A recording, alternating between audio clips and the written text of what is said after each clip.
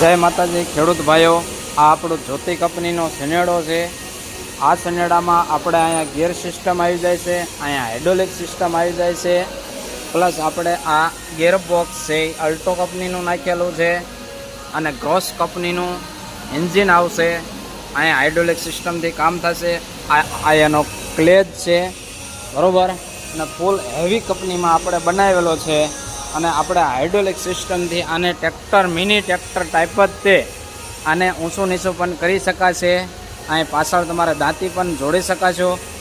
આ 40નું સેન્ટર છે બરાબર, પાછળ પણ ફર્સ્ટ ક્લાસ લાઇટ આપેલી છે, રાતે પણ તમે ચલાવો ત્યારે તકલીફ ના રહે બરાબર।